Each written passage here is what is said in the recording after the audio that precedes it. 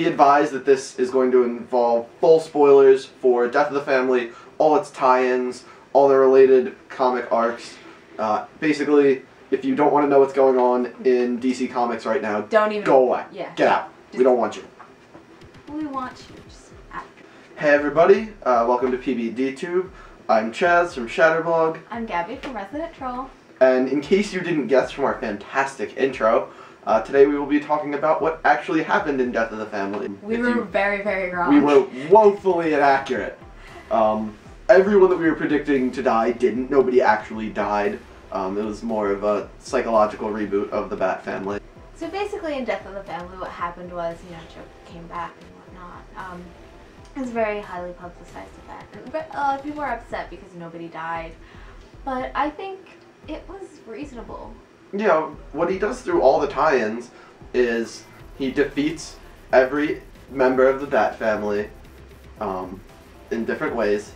He completely thoroughly defeats them, captures them, and has them at his mercy.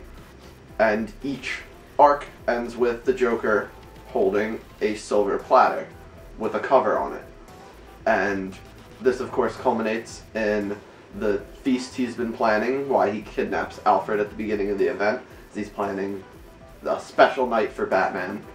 And he presents Batman with the faces of all of his children and actual child Damian.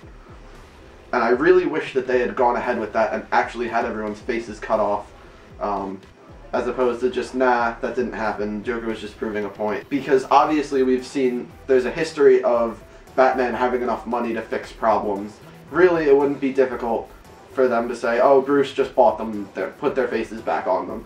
But I think that had their faces actually been removed, it would have had a more psychological impact. Whereas, knowing that the Joker could have and didn't is still going to affect you, but had it actually happened, I think that that would have been a lot more powerful. One of the very important things about Death of the Family is that it has changed the family as a whole. Towards the end, Bruce wants everybody to get back together, and the only person that responds to him is Dick. Yeah, and another, there's a big trust issue because Batman didn't tell everyone that Joker got into the cave after their first encounter.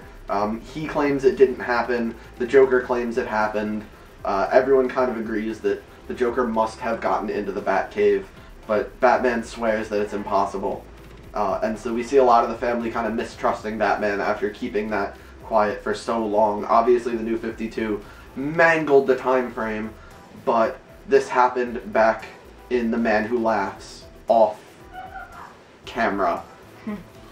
So they've been operating for years not knowing what he knows, that the Joker left this Joker card in the Batcave on his Bat sub for him to find, so that obviously the Joker knows a lot. One of the interesting parts, I think, is towards the end, Bruce mentions that he had gone to Arkham once upon a time and basically told Joker who he was, and Joker just doesn't care. He's like two different people. He only cares about Batman because Batman is his adversary and probably the one person he cares about the most, and it's really weird. Yeah, he's one of the few supervillains that isn't like, I need to find out their secret identity so that I can ruin their real life.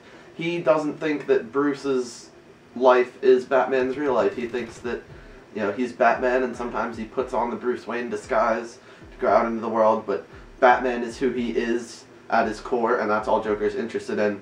And he's not interested in Bruce's little games or any of that.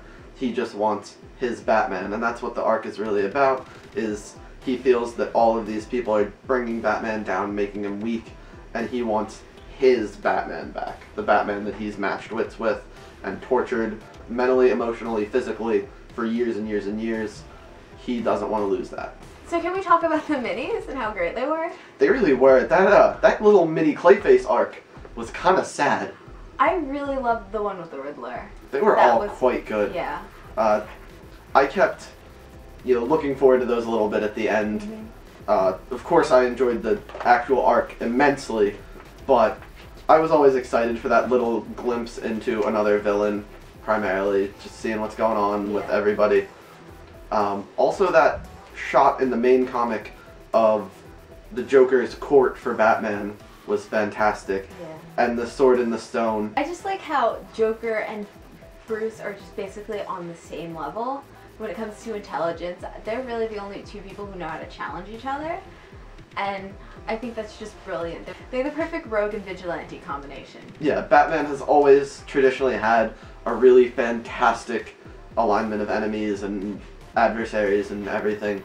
But there's a reason that the Joker stands above all of them. And I think that while this may not be the best Joker arc that's ever happened, I will say that this is another arc that elevates Joker above all of Batman's common enemies and problems, even well above the Court of Owls, which was one of the biggest challenges that Bruce had faced up until this point. I think that Death of the Family might become one of those arcs that you recommend to your friends that'll become a classic.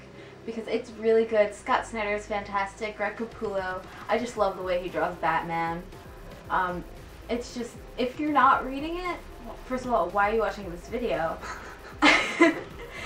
And second of all, just go and read it. It's so great. If you love Batman, just do it. Just do it now. A lot of critics were very harsh on the tie-ins, especially Catwoman. Ugh. And the crossover between Teen Titans and Red Hood and the Outlaws. It's also a kind of sad moment where Joker tells Harley that he doesn't think she's beautiful. And I thought that was kind of fucked up. I really liked it, but I hated it. Yeah, no, it was necessary, but still.